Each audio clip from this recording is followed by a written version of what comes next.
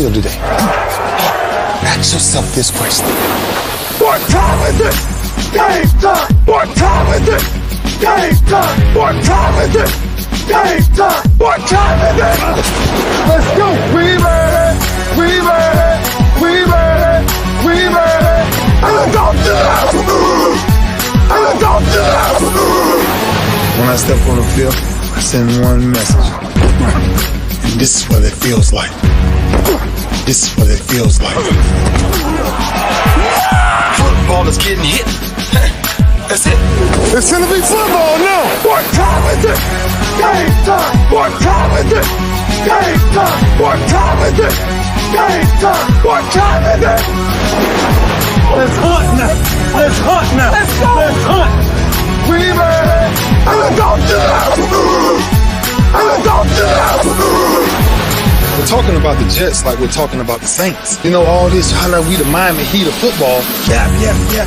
The bottom line is you got to buckle up your chin strap. It's embarrassing. Yeah. Don't disrespect the game like that. There's too much crying from them. He's a man.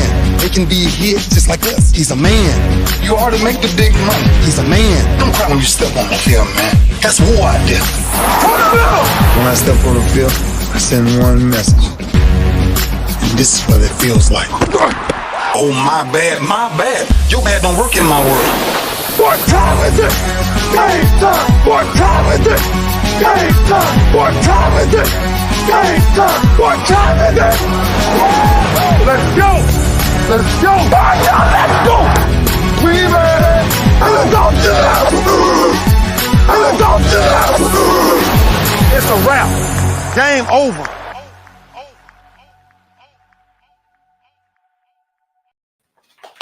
Hello. Today on the HBCU Stroll with the Coach Johnnie Cole, it's a special time and it's a special day, and this is about Father's Day, but you know, of course, fathers can't go without mothers. Just a little bit about my father. Unfortunately, he's not here today. He passed away in 1988, and some of the things that he taught us about respect and honor, it goes a long way. And behind me are my brothers, and next to me is my mom. I think my father done one thing great, was marry this pretty young lady long time ago, and she taught us so much. And just introducing her, you know, I have to say that I would call her a producer. You know, Steven Spielberg has nothing on her. She produced 9 boys. I would call her a scholar of raising kids. I would call her a teacher of men and children. I would call her a humanitarian. Just growing up, seeing her taking care of the whole neighborhood. I would call her a COO, because Daddy was the CEO. She was the COO, Chief Officer of handling the finances as well as taking care of her. My mom, Ruby Lee McKinney Cole. Mom, how you doing today? I'm feeling fine today. Good. I know Daddy, I hear the stories with Daddy. You guys met and got married at a young age. And one of the things you always told us, he said he was going to have 9 children. But did he say he was going to have 9 boys? Yes, he sure did. He didn't want no girls at all. Girls wasn't his thing. Well, Mom, you know, hey, I got to let you lead this off. You're talking to, you know, over 500 potential viewers. And, you know, I can't say enough about you, of what you taught us. And still, it's a blessing today. You know, we came back for our Dunbar class reunion. I'm representing Dunbar High School. And I just got to thinking that I finished in 81. I was the last guy. And my older brother went to Dunbar in 1964. And after 40 years, that all my siblings are here, all my brothers are here. And I think that's just a blessing itself. And of course, you here most of all. Is there anything that's on your heart? And she's about Christian as well, you know, Church of Christ, praying mother, you know, and Is it anything that if you want to contribute to today's society to say? Yeah, I want to tell all men, women, boys, and girls, be a Christian, love the Lord, go to church, and worship. But God, He will bless you, and He'll do more things for you. But if you don't believe in the Lord, you'll be Him, but you're living harder than you would if you was in Christ's hand. Yeah. And you got to give them, just give them one anecdote of raising children. This last one, Johnny, he was the one. But what I know about the rest of them all, all kids, they always do something that the parent don't know anything about. But Johnny, I always had to stay on him. Trying to make him as a good kid, but I really hope he done got better. I don't know. I'm in one place, I'm in another place, but all I can do is pray for him. I pray for all of them. Yeah. I really hope they all get back in the church and try to live a Christian life, for their life will be better. Well, I can say this: whenever you're the youngest, you don't ever grow up. I'm about to be 60. I'm still her baby, and that's okay with me. Well, yeah, he's still a baby. All I can do is keep talking. We might get mad with each other, but I don't care. I still love him. That's right. Sometimes I want to take a belt and tear him up, but he all right. I pray and hope he's a good kid. I don't know because I'm not with him. Hope and pray that he's living right because he got grandkids to raise. That's right. Right. All right. Like that. Move on to the next part of the story. Mom will step on out in a little bit. My brother Lyle is just coming through the door. You're slowing. Well, there we go. There we go. Come on. Come on. He comes back of there. Huh? Come on, Lyle. Where Lyle going? I see. Sitting there. Okay. Is that it? All right, here we go. Want to start off by having a blessed opportunity to have all my siblings. It was tough growing up behind 8 guys who done things the right way. At least that's what they showed me. And my mom, before she had left, and dad had taught me, or at least instilled in me, about humbleness, about respecting your elders. Just some simple rules that they laid out that was able to carry us. One thing, again, about my mom, I used to ask my mom, I said, well, Mom, how do you love and take care of 9 boys? And this actually helped my coaching career.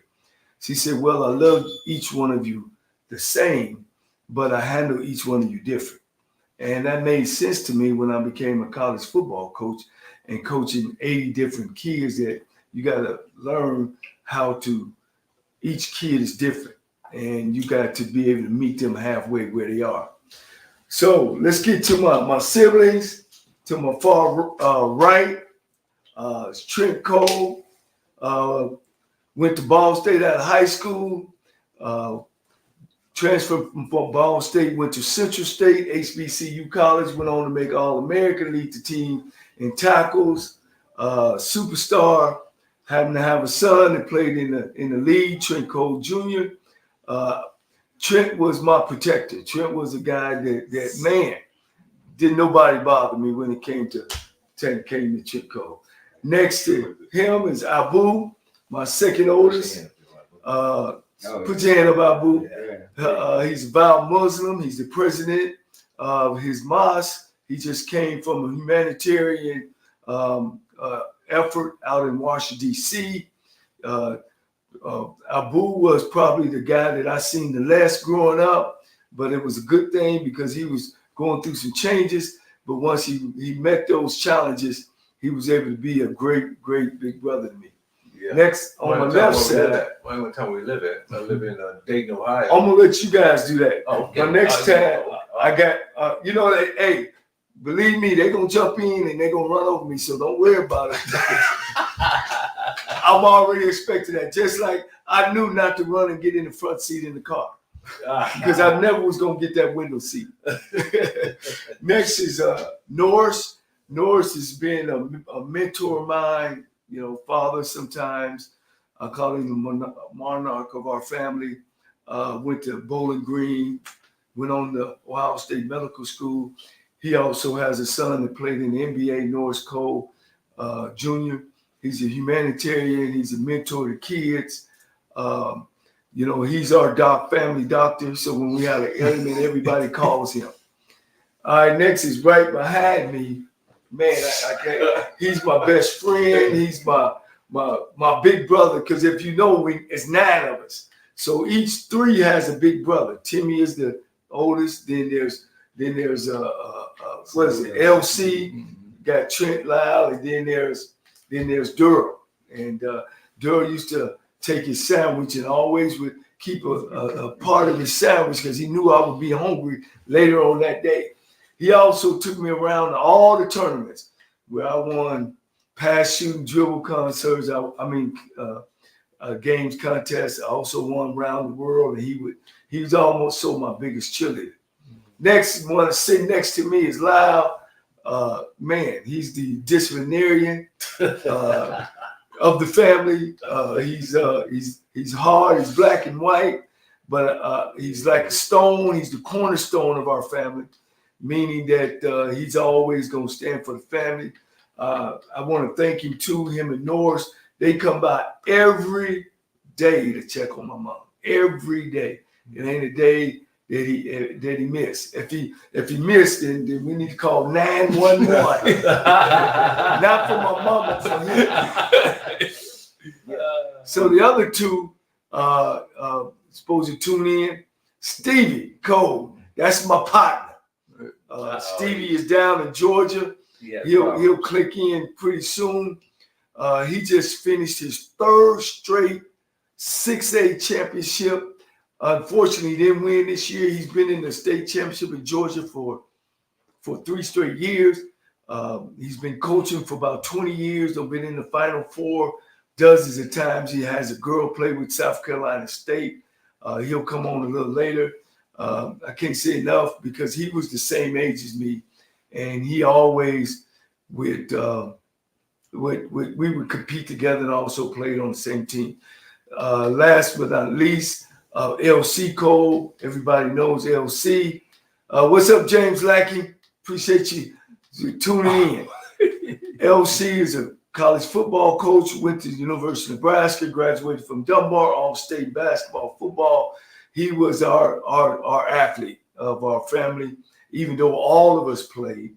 And, the things that LC has accomplished is one and only. He's the only African-American coach to take a African-American program and win the conference in a PWI conference, meaning predominantly white conference in college football history.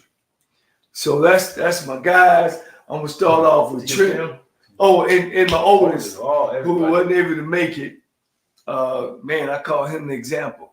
He the one got all the whoopings. He the one couldn't get out. He the one that started it all off. And like my brother just told me, he's really the one got us all into sports. And he took care of me as well. When I was young, he went on to Southern Missouri out of Dunbar, and then he came home and ended up going to the Marines and became the man he was.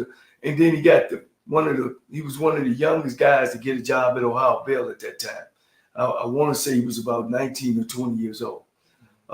Very smart, and I wish him well. He had a long weekend and he wasn't able to come today. But Trent, you're the middle child. Of course, everybody knows, raise your hand. Everybody knows the middle child is like the black sheep. Tell us about being the middle child.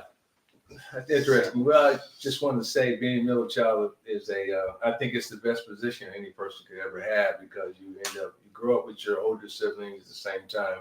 You grow up with the younger ones, and you sort of balance. You know about what happened in the past, and you know what happened. Some things is going to happen in the future. But I want to just say two particular things that I remember very quickly, and they are in reference of Johnny. So Johnny seems to be the punching bag. So let's continue the punching. No, I heard once there was he had an interview. They asked him because he and my brother Lawrence, they have been coaches together. And then he was asked a question, and the question was, how do you feel about your older brother being your coach? And the story goes, Johnnie Cole said, "Hell, what are you talking about? I have 8 brothers, and I've been told what to do all my life." And I'll never forget that. And another one in reference, I guess, to my mother, and knowing all my brothers the way I do, they all have a very, very good heart, and I have no doubt we developed that from our father and our mother. And one incident, I always tell the story when I get a chance about growing up, watching my mother. And I believe my mother is probably gave us the hearts that we have. And that is a story that we would be out somewhere, and my mother taught us that don't ever come home with food unless you can feed everyone. Well, on one occasion, she pulled out a piece of gum, I'll never forget it, and I had 3 other brothers together with us. And she took that gum and she tore it into 4 pieces. And that's something that stayed with me all my life. I really can never get it out of my mind, how kind and how she taught us to always to give and to share. And so I just want to just take this opportunity to present those 2 great memories in my life. Johnny, I know we don't have much time. Yeah. Well, I'll just go down the line. Wow. I can't say enough about Abu and his journey, and I'll let him share his journey. Well, I mean, it's just the eyes on Johnny. I'd just like to say one thing is when Johnny was little, 7 of us would be out in the alley and we want to play football. So you got to have a receiver and you got to have a center. And Johnny was the only one, and he would be the neutral guy. So he would have to play quarterback. He's played quarterback all the time, and we would always say, we'd always work with him. We put our arms, because he's a little guy. We put up Johnny. You got to be able to throw over these arms, and you got to be able to hit your receiver. So we used to work with him with that all the time. You got to throw over these, and you got to hit that receiver. So he was always chose to be the quarterback. He was switched for both teams while we had the center in the middle. So it was always in the alley, and he had a narrow receiving area to throw in. So he had to get the ball there, or else he would, "Dang, Johnny," But it was always nice to work with Johnny. I always thought Johnny was a salesperson. Johnny could sell anybody on anything. He was, a very extremely likable guy. But like you said, I was much older than him. I was off in college. If I wasn't off in college, I was married and moved to. I live in Illinois. I lived in Wisconsin, then Illinois. I live in Illinois right now. So, and I used to fly down to his games when it was cheap to fly down to Texas. Me and my daughter used to jump on the plane and fly down to visit him. And even though he was a football player, he would always make accommodations for us when we come down there. The best accommodations he could possibly find. And he always treated us very well when we came down to see him after the games. And even after he became coach, he'd never forget about his family. Mm-hmm. And particularly his nieces and nephews, he's always encouraged them to do better. It was one thing, I thought my son was a little soft, so I said, let me sit him down and stay with Johnny. So I sit him down and stay with Johnny, and he came back. I mean, it was terrific. His whole attitude had changed about how he had to, what he needed to do to be a better athlete and all those types of things. It really changed his perspective on sports, and he's doing great right now. Yeah.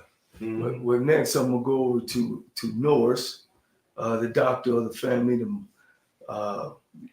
One thing I know he always would teach me, because he wasn't the greatest athlete in the family, and he wasn't the worst either. I'll get to the worst because he always broke up. But he taught me how to get in the book and read and find out history on the position of quarterback, technique, about how you carry yourself. But Norris, just being the third coming behind man, I can't say enough. You kind of led us into the as far as the education realm of it, not only just going to get your BS, you went on into medical school, and that kind of stuck with me. I know a couple of us went on to get our masters. I'm Norris Cole, senior. I always have to put that on nowadays because of, the success, athletic success thing that people talk about. But growing up as a child, one, not responsible for anything, I found myself falling into that position being one of the older ones. And you just fall into the position you fall into. Being in the first set, athletics and things like that wasn't that important to our parents. They were more interested in education. Anything else was secondary. Mostly my dad, especially my mom, just wanted us to be good people, not to be a nuisance or anything like that. And so, I learning from them, I only could apply those things to my younger brothers and things about being an example, mostly. If I had to tell people what they need to do is be careful what you do because people are watching you. And when it came down to athletics, that's something you have to really need to work at some people. And we all had talent. That's basically, we all have talent. And some people don't realize it. And we were like diamonds in the rough, my assessment, as an individual, that we could do anything we wanted to do, but you have to really work at it. You got to polish it. And so when I left and went off to school and came back, that's what I did. I worked. Talent needs work. If talent don't work, work beats talent. So I think that in general, that was a major thing my parents emphasized to us, the work part. And once you work, it really pays off. And I use that with my own family. I'm currently married to Diane Cole. I have 2 daughters and 1 son, Norris II. And we always talk about education, and we always talk about hard work. And of course, your spiritual development is the major. You be thankful for God because we're creatures. And when you're creatures, you have a creator, and you should be trying to understand and learn what your creator wants you to do. And getting back to this working hard, that's the major emphasis. So with Johnnie Cole, everybody down and beating up on him. One thing he was willing to do, work hard. Like I say, he's a diamond in the rough. Nobody could see it, but I saw it. His siblings saw it, and he's sort of like the finished product. So when he left, he was shining when he left from here. Even though we had previous people shine, we got scholarships and this and this, but Johnny and the younger guys, they had everything, all the tools. All they needed to do was go shine and apply those things that they already knew about: hard work, being a good person, and being thankful for what God has blessed you with. A lot of times people run away. When I left, and all these years I left, and all the things I think about, I already had a whole lot of stuff. All this other stuff I accumulated along the way is just extra. So it's hard for me to get down and out about what we don't have, this pandemic. No, I have a lot. And I thank my parents for instilling that in me. I never would take success for anything. I'm thankful that Johnny remembered that, but I had to give all that and pass that on down the line to where it really came from. It was through development that our parents did, in spite of where they came from. All of us know our dad and our mom, like, what are you complaining about? You don't have to get up and go to work and feed. Man, he was a work of art, and mama was too. And they never spared the rod, which was not a bad thing because they wanted to chase all the bad spirits away. That being said, go ahead. I mean, I could go on and on, but just say, I just piggyback off. I know when, of course, they developed me as a quarterback. And you got a 10-speed tire with a rope, tied the rope and put it on the garage. And I used to sit back there and he'd swing that 10-speed tire. And I used to have to take that ball and try to hit it. And that's where I kind of got my accuracy from, because when that tire, of course, swings, you got to kind of throw it where it's going, not where it's at. So I remember also when I became a pitcher, he would paint a line. He would make me read books on being a quarterback. And guys, when these guys was playing, I was the manager. I take ankles, you know. So I'm gonna turn it over to hey, he gonna keep it straight. Hey, he gonna the razor cut you. He'll never get cut because he always gonna keep it straight. My brother Lyle, man, can't say enough about him. Right now, he's the leader of the Teachers Association over at our alma mater, the faculty rep. I don't even know what to say. I just think about sometimes he's probably part of the reason why my knee is all tore up. I had knee surgery in college, but I just think back that at the time when he was able to walk and start preschool, and I was the one that took him to preschool all the time. We walked together, we would play, look at the bugs, and do everything under the sun until we got to the preschool. That's where the war started, because the preschool he went to was probably about 95 minutes from the house, but I had to walk over to Louis Troy to school, and it just seemed like he would never let go of my leg. It'd be like my leg was still at the nursery, and I'd be sitting in the classroom with him crying and all whatever else. But to say that is that it just seemed like when I think about it, he was always stuck to my hip. All the way up until matter of fact, all the way up until I graduated from college, because we hung out together, myself, Duro, and Steve, and we used to go to the house parties and we had to take. We didn't have no other choice but to take him, because he wasn't old enough to go, but we had to take him. As soon as we get up in those house parties, say, "Here come them Coles," and they use the damn word. "Here come them damn Coles." And the first thing all of us would say, "You're right," with a smile on our face, and the party gets started. But he was always in there, the smallest little guy. He was, and we really had a good time. It's just that it's so much I can say about being around this guy, and I must have had some kind of influence on him, because every place I went, he was with me, with the three of us, and I was the oldest at the time. And we done some devious stuff that we don't need to talk about. Even at the time when I left and I went away to college, and Duro and his partner started the big fight up at Sunoco. He was up there. I mean, we're all friends going at it, but other than that, I just could say that I don't know if it was like Cooley High for all of us, with you running with us. It was just great being around him. But like I said, I was just always a straight-laced type of guy with him. And I guess the only downfall I would have is you never let your baby brother have some success when things are not going right. And I can tell you, back in 1977, 78, 26-6, Dunbar Rock game. Oh, wow. This dude had some success. He replaced me my last year of high school. Yeah, I was back up my brother.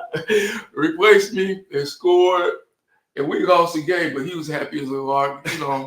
It was like he could have been jumping all over me. I didn't hear the end of it, but I thought it was great for him. I didn't sit him down or anything. I just let him have his good time with that. Well, I just want to piggyback off that.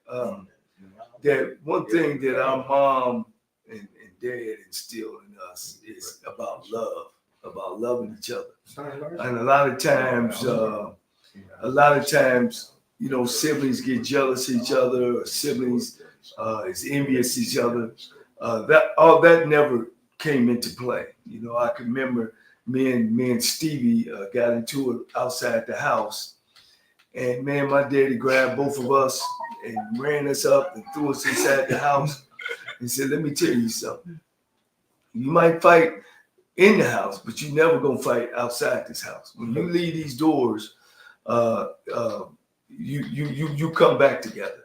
And that's what I say about seniority, respecting seniority, because we didn't have a problem with that. Because if you're out, or all of us are out, or two of us out together, three, we know number one, the oldest brother is gonna make the decision to come back or not. And the young brother just gotta follow. you know, and I think that's so important in families, you know, respecting each other, respecting authority, and most of all, love conquers all. Next is Durrell. Man, I'm gonna let him have it. He man broke both legs, both arms, finger cut off, stomach operated on. Man, that's our biology project. Played ball. I don't think he ever finished the season. Always got hurt some kind of way. But I pushed him around Dayton, Ohio. We used to make go-karts. And I used to push him around the city. Go ahead, Durrell. Yeah, I won't talk about how much I got hurt. JC kind of stole my thunder. I was going to start off with, and Lau talked about it, is I was older of the last three, Stevie and Johnny, so we were all in high school at the same time. And I saw it as my responsibility to always look out for those guys, to actually sacrifice them whatever I had to make sure that they were taken care of.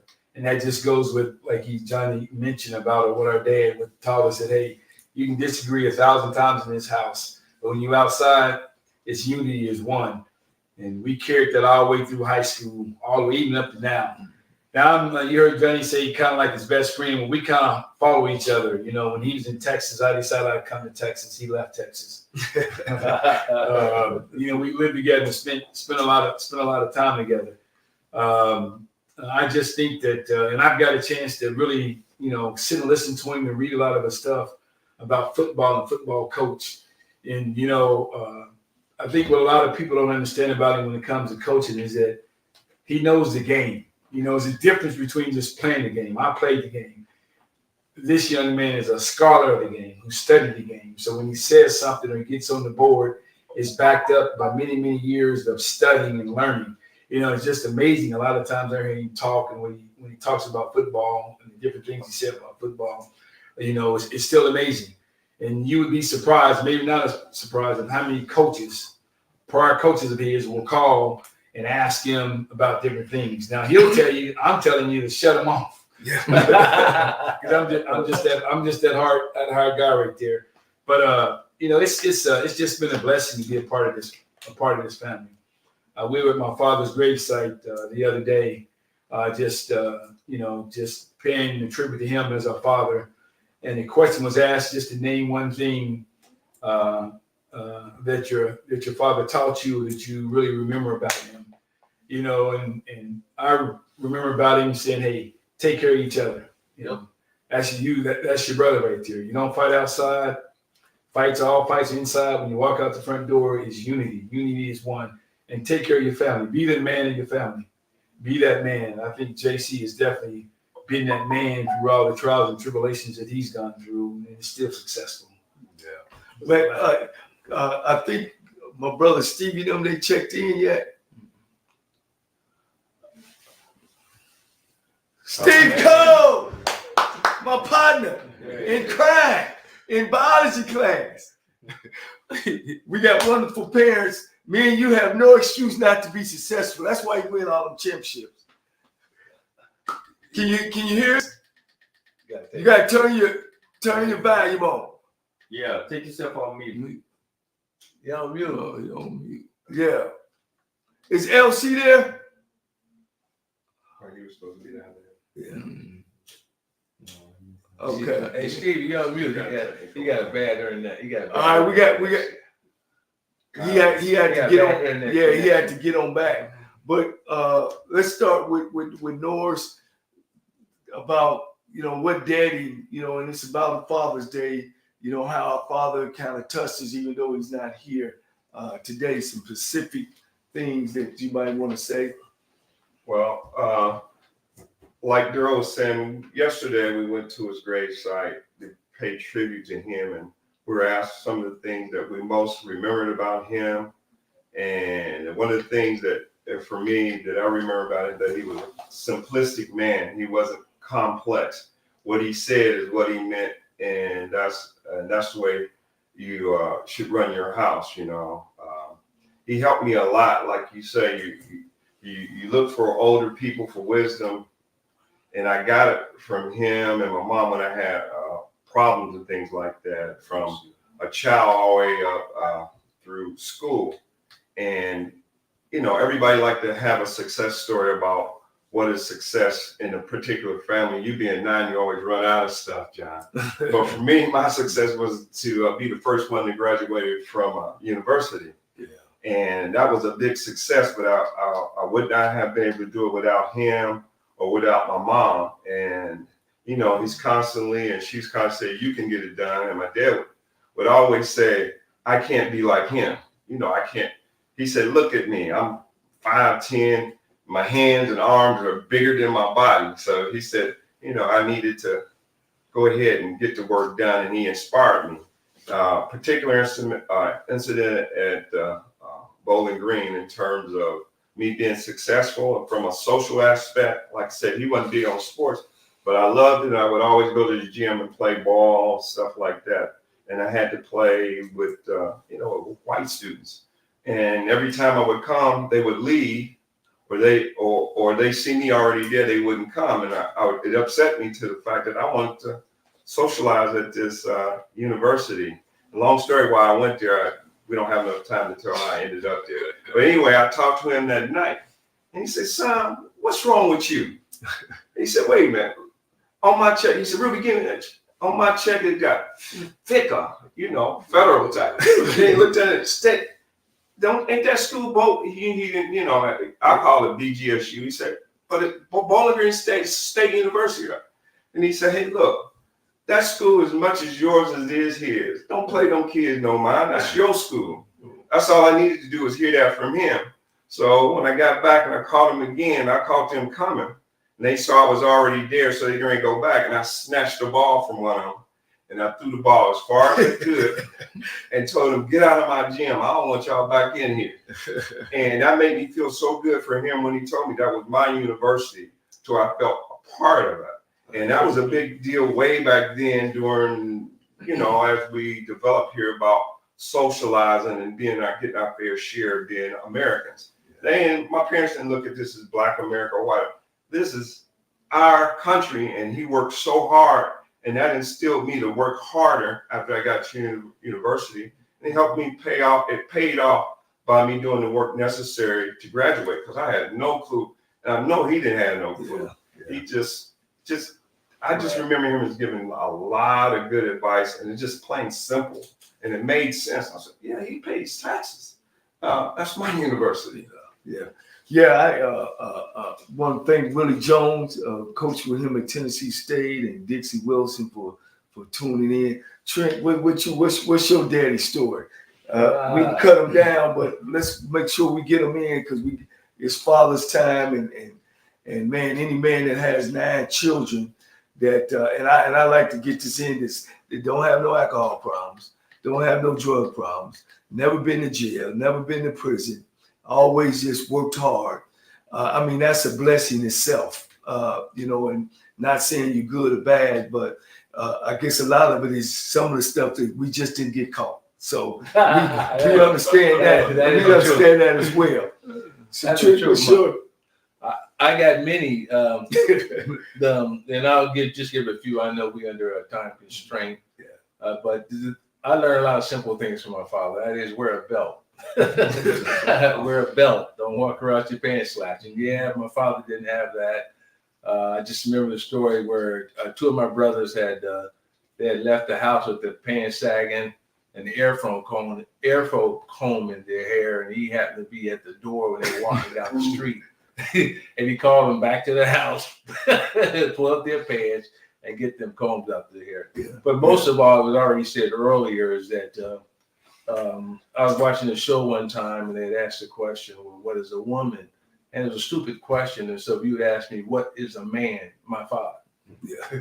That's what a man is. And he taught us all how to be a man. There is a way to be a man. You know, a man is just not any kind of way.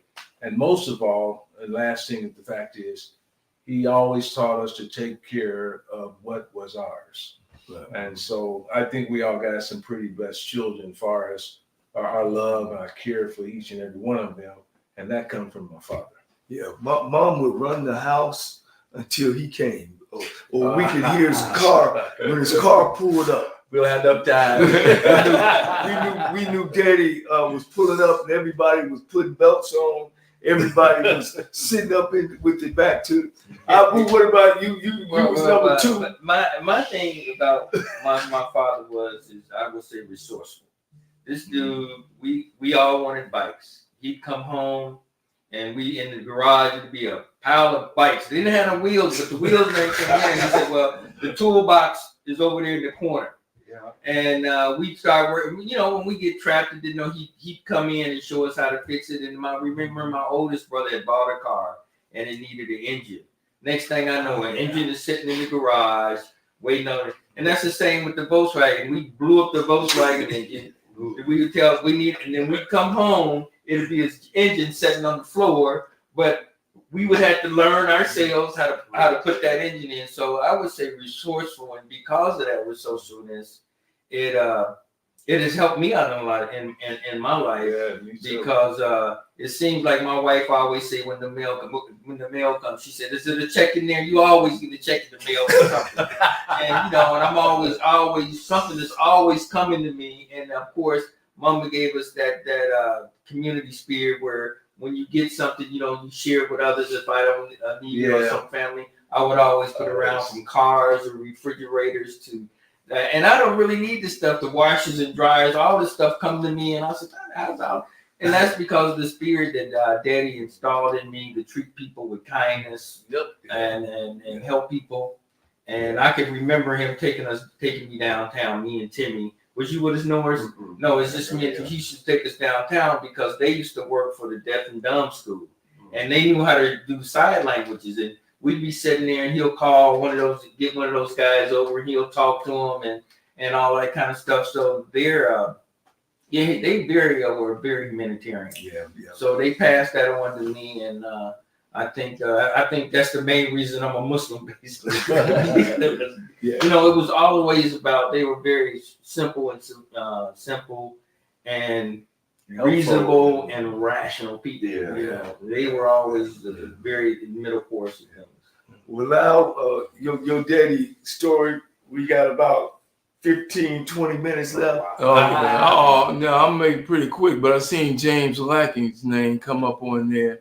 Just give him a shout out because I work with James, and you work with James? Yeah, he always, he's a great guy, and some things that Dad has instilled in me, he don't know it. I talk to him about because he's a good guy, and he has some issues up at the school, and he gets close to that line sometimes, like I do. And one thing about it that I can say about my dad is that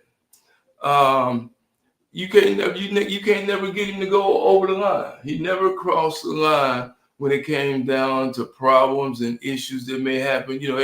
Every time you look around, somebody talking, "Oh, you upset," and you can ready go up. I look at him like, "No, you got the wrong dude. I'm still under wraps. I'm under cool." And the perfect example is the example that I'm gonna use you, and I'm gonna use one on Norris, and then I'm gonna move on. I remember back when Abu was talking to his baby's mother's father, and this man is gonna tell him exactly what he's gonna do. Now, what he didn't know that my daddy was listening to the conversation. And my father got the phone and told that man, "Look, my son gonna take care of his responsibility, but you ain't gonna tell him what to do. He is a young man and he's been raised right. He know what to do, and he got all the support he needs." And with Norris, there's an incident that happened up at Bowling Green with him, and Norris is trying to figure out what to do. It's like, dude, just chill out. It all will be taken care of, man. And I'm one of the last ones to spend a lot of time with him when he got sick, and we had those conversations. But it was always dealing with us. It was always at an even kill when it comes to issues. Now, we have taken him up there, but that's under certain circumstances where he had to bring in the other part of discipline. All right, but other than that, when we had issues and almost at that panic button, he's always, or we have a difference between each other, he always stayed at the even keel with us. And I just learned that. So when I get in these situations, I'm like, you know, there's always an answer to the problem. Yeah. So you know, that's what I look at. It's just his evenness and his way of how to deal with stressful situations. Well, you know, in politics, kind of hurt the black family in the 80s when they got the 3 strikes you're out. And a lot of black men got incarcerated. And of course, now the ramifications is us dealing with our black young men today, you know, and Joe, you have a young son, and, you know, I'm pretty sure that daddy, you know, we kind of felt our daddy was before his time. He never complained. And that's the other thing. We never got government help. You know, we never was on no welfare. We never was on no housing authority. And even though I'm pretty sure we was eligible. We were eligible, but our mom and father, I think that's the pride that they put in us. Not against it, but Dura, what's your thoughts? Yeah, just two quick things. The first thing is I think that's lacking with our young men, not only our black young men, but all youth today is respect for elders. And you're losing that. I mean, we talked about the Air Force combing their hair and our pants sagging down. That wasn't allowed in our family, but yet is allowed today. And to this day, I try to figure out, you know, the mystery of that. What's so cool about that right there? You heard my brothers talking about you couldn't get off that porch. And then I would say respect, you know, when you come to someone's house or you visit someone, you see something, you coming into the house, so you should always speak. And that's something he taught us. You know, my friends I went to high school can tell you stories about him being on the porch and they think he's asleep and they just walk right by him. Oh man, that was like thunder and lightning happening once they got finished with it. So I think that, you know, as a whole, right now in United States of America, we like that. We really, really like that respect for our elders. And even some of the elders don't deserve the respect because they're not doing their part. I think we all have a part to do. And that's, you know, that's one thing that he did teach me, you know, and take care of your family. You know, no matter what it is, you the man, be the man, and take care of your family. Yeah. Chef Dog, I want to send a shout out to one of my old teammates. Let's go with Trent. yes. What was one of the advices that you got from one of us, one of your brothers growing up? No, I want to take one. There's two. I got to hit two. Though. I got to hit Norris. I got to hit Abu. Now, what I want to learn from Abu and what amazed me about Abu all my life is that he gives 100%. He either 100% with you or he's not with you at all. Don't be it. And I love that. 100%. He can be 100% wrong, but he's with you 100%. And that matters. That is so. He's not 50, 65.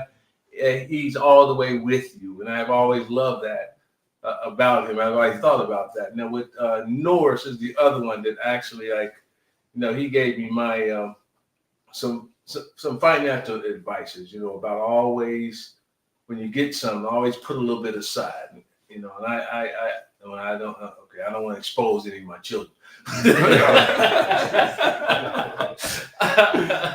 But you know, but you got to learn how to, whatever you get, you got to put a little bit aside. Because something, especially growing up and you're young, because something is always going to come up or happen where you need that little extra money. And so those him and Norris, those two solid things that have helped me throughout my life, and they have always paid off. So when I'm ever involved with something, once I check it out, I try to give it 100%. And I'm always trying to put something aside, and it has always worked, and that need has always been there. Now I'm here about to retire here, being 64 years old. You know, that advice has allowed me, you know, in the coming next 6 months to be able to retire, you know, and not have to go back to work the rest of my life. Yeah. What about you, Dora? What? Because shoot, I mean, they had to come save you up at Kent State, and what's the best advice one of these guys have? You know, I still just I look at it as a whole because I want to know. Let me stop you right there because you gave me a lot. Yeah, no, I actually went another path. I'm retired from the Army. You know, spent 25 years in the Army. doing some great things and truly enjoy my life and met some great friends. And I just always wanted to, share with them and have them come and visit with me. I just think what I've learned from these guys is, we're all family. We're all family. These are your brothers. They're going to always be your brothers. So always be open. Just like you can come and visit me. You don't have to call and tell me you come. You can be in the area. Yeah, the wives only had that problem. I always tell them, they know me. I'm a mystery man. I may show up at the door. So, just watching these guys grow up, as I said, with Abu, mild-mannered, just got even cute all across. Always. Like Gandhi is just like that, really, talking to Norris. Me and him always go back and forth on it, but at the end of the day, we agree to it. We'll agree to something just in a discussion. With JC, I'm always just telling him what to do because he's that guy that tell him what to do.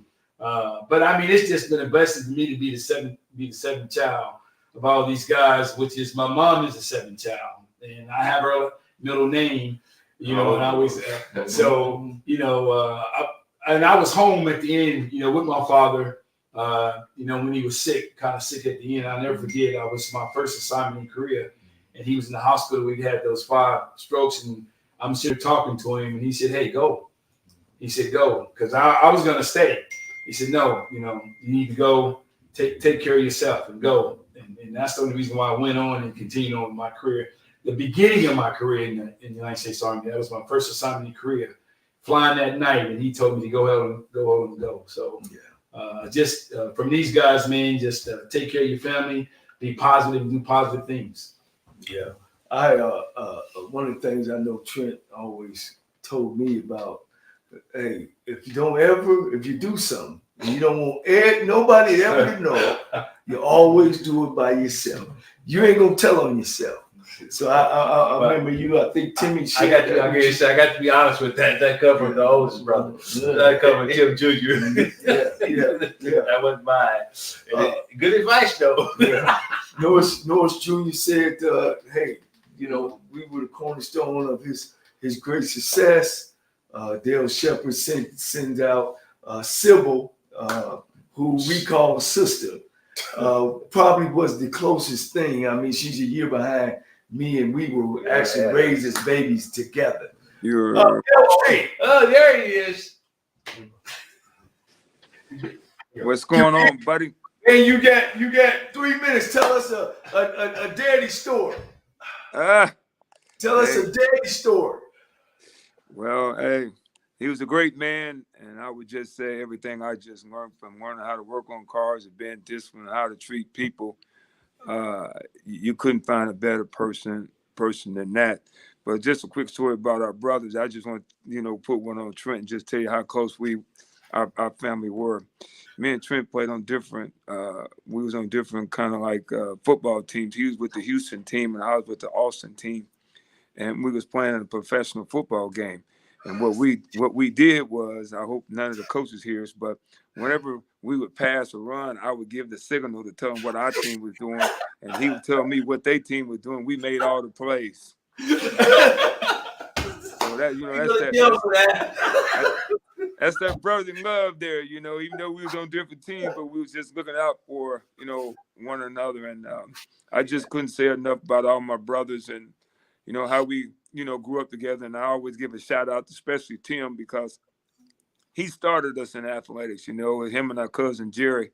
That's where you get that hard nose from them 2 guys, because I would always go down to Dunbar and watch Tim practice and watch him play over at Roosevelt. So, it's just so many people, the neighborhood people, the people in the church, everybody who we have came in, contact with that made a difference in our lives. Stevie, can you hear Steve? Got a bad internet connection. Yeah, he's in that. Stevie. He's in the, See, I told him to go sit down somewhere. All right. You've been better outside. Hey, JC, I just want to say, we talked about it right quick, but I think one thing too is that we were all in the church or our faith, our faith in God, our religion. That really was a biggie because we all had a base to come back to. We knew right from wrong, and that's what our parents instilled in us. Our father on Sundays, one thing for sure, we were up getting dressed in them suits, to go to church, and and so I think that's a key part right there with any family of having faith and having something to go back to, because that's a core you can always go back to because you know right from wrong. Yeah. I give a shout out to Norris, because me and Norris were always together. Norris was like my guardian angel. Every time I crossed that, because I was kind of wild when I was young. Every time I crossed that line, he would pull me back. I'd invite him up to the university. He'd come up there, and then after you go home with him, he called and give me his assessment, assessment of what I shouldn't be doing. So that was a big help for me to stay in line, because I was off the chain, and even right now I depend on him to keep me informed about Mama, because I'm away. When he calls, said, well, Mama needs some. I'm not asking why and going through some other reasons. If he says it's needed, I'm gonna try my best to give him what he needs down there to take care of Mama. Okay. So, we're going to our final remarks. LC, you shoot final remarks. Well, I always say this, we were animal lovers too. So, we had some great dogs though, they was part of our family too. So I didn't want to leave out. They got all kind of names though. Shep, Hobo, Snoop Dogg. We had all kind of pets.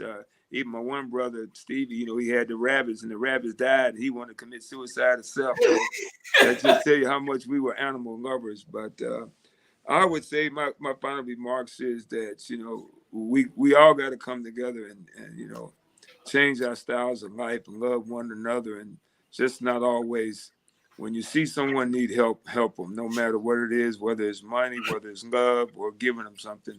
Always be appreciated, and help others. Yeah, I gonna bring it to a close. Guys, supporters that watch my show, you wonder why I've been so successful coming behind 8 different personalities.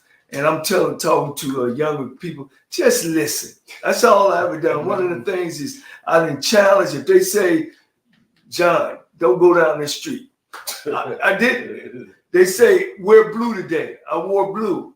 And when I go and speak, all over the country to the kids, I don't have no story where I've been in prison and I sold drugs or I was an addict. You don't have to be successful to go through all that stuff. I've lived a wonderful life. It had never been about finance. It's never been about where I stayed at. It's never been about the car I drove. It's all been about love and having the support of your family. You can step out and you can choose anything that you want to do, but it starts at home. And that's one of the things that have made me a great football coach. Is I've always, when I took over programs, I started with them inside, the brain of it, which would be the coaches. And all of us has always been on the same side. All of us been able to support each other. All of us been able to feel good about the other one's success, because each one teach one, each one bring one. And so no, I don't have one of those, if you want to call it a successful story, man, I say it to my kids all the time. Just do what I ask you to do. Just follow the plan. As they say in the Wizard of Oz, just follow the yellow brick road. And I guarantee you're going to meet the wizard. You're going to have a great life. I got a great life. Maybe I ain't rich. I'm not poor. Maybe it rained, but not being rained on. But I live a great life. I got 8 brothers, and I'm just blessed. And we all are blessed. After me leaving school for 40 years, still able to have my siblings with me. And each and every day when we talk to each other, we say the word, I love you. We say the word, I miss you. And we make sure that we support each other 100%. Whether we agree, disagree, we've always been there. We always been a part. And it all started with our parents making sure that we sprinkle love. And I think I've done that everywhere I've gone, and surely these men behind me. Thank you. We'll be back here next Monday. I got a great show coming next week.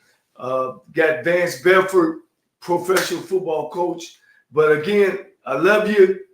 See you next week. Thank you for following me.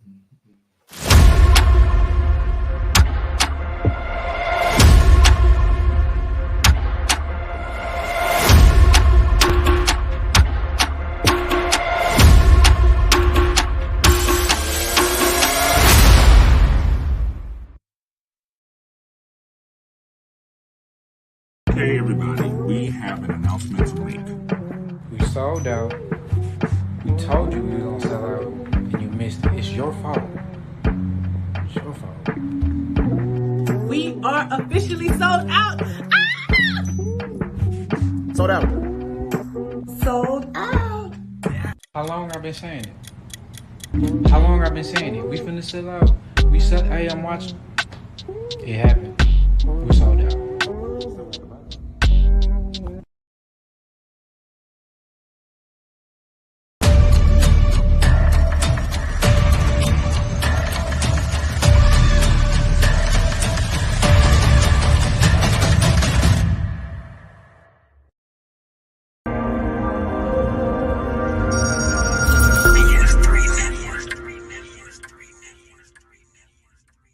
BS3 Network, changing the way you watch TV.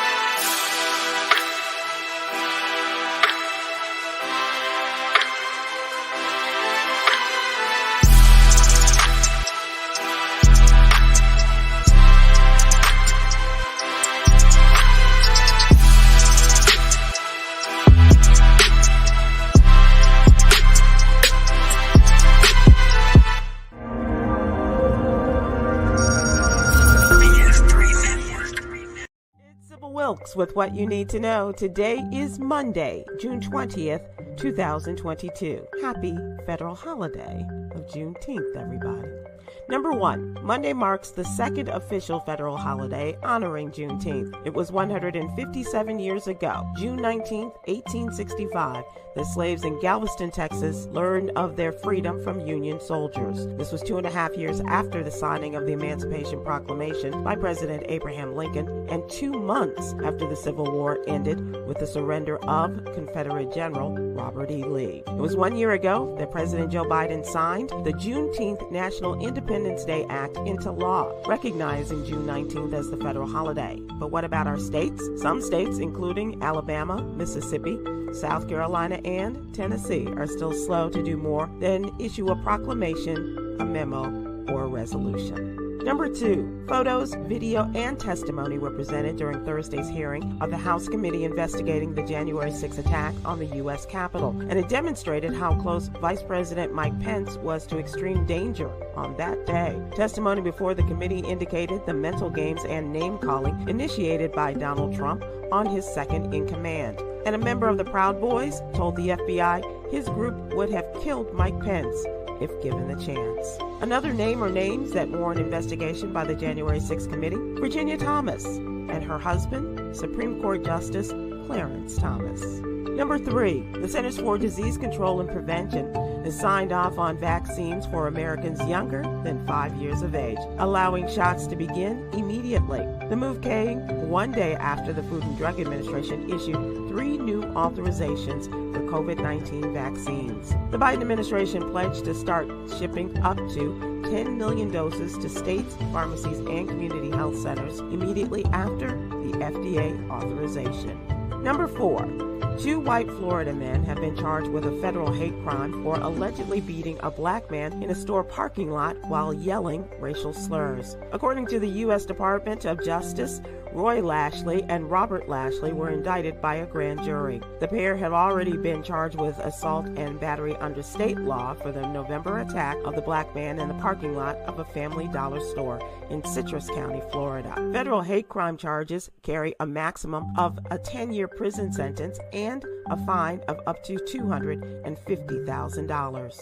Number 5. Apple workers in the Baltimore area voted to join a union Saturday, becoming the first of the tech giant's U.S. retail stores to do so. This vote means workers at the Towson, Maryland store plan to join the International Association of Machinist and Aerospace Workers once a contract is ratified. This vote is part of an organizing wave sweeping the nation as workers increasingly band together to demand higher pay, better benefits, and more negotiating leverage with their employers during the pandemic. Here's your daily inspiration from Yogi's Jewels. Don't allow other people's words or actions to disturb your peace. All right. Thank you to our What You Need to Know partners, Alpha Kappa Alpha Sorority Incorporated and the American Heart Association. To subscribe to my free daily newsletter, please visit SibylWilkes.com. Be informed, be empowered.